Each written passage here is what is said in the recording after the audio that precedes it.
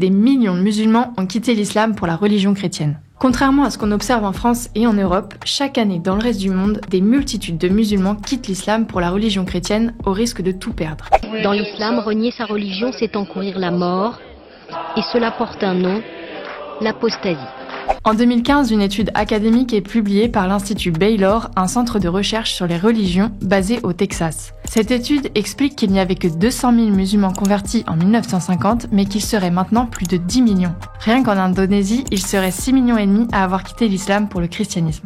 Aujourd'hui, la page Facebook musulmane Save Mariam appelle à se mobiliser pour les 2 millions de musulmans qui quittent l'islam chaque année. En 2019, en Iran, l'ancien ministre du renseignement s'inquiétait de ce phénomène massif de conversion qui se produit selon lui sous les yeux du gouvernement. Une ONG anglaise qui lutte pour protéger la liberté religieuse en Iran estime leur nombre à plus de 450 000. En Égypte, ils seraient très nombreux à avoir quitté l'islam pour devenir chrétiens ou athées. Ce phénomène touche surtout les jeunes, à tel point que fin décembre 2017, le Parlement égyptien a étudié une proposition de loi pour imposer des amendes et même des peines de prison aux athées. En Géorgie, selon le site musulman Oumma.com, c'est toute une province qui s'est tournée vers la religion orthodoxe, l'Adjari.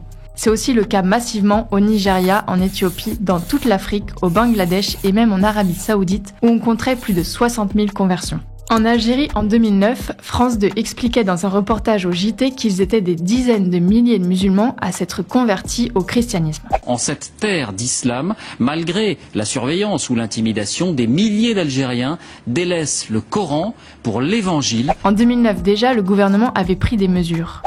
Le gouvernement algérien qualifie le phénomène néo-évangélique de néfaste. Il a adopté une loi qui punit le prosélytisme de peine de prison. Les églises la dénoncent comme une épée de Damoclès au-dessus de leur tête. Transporter plus d'une Bible dans son sac est un délit.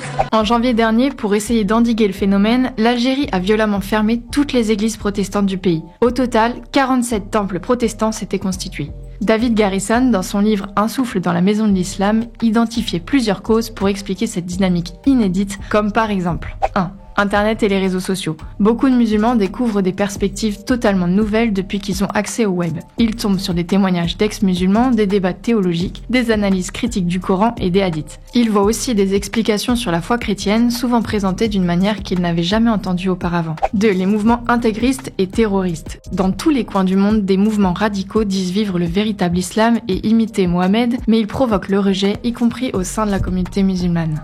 3. La traduction du Coran en langue vernaculaire, c'est-à-dire dans des langues couramment parlées. De plus en plus de personnes peuvent maintenant lire le livre saint de l'islam et se faire un avis personnel sur son contenu. 4. Des témoignages de missionnaires évangéliques ou ceux de musulmans convertis.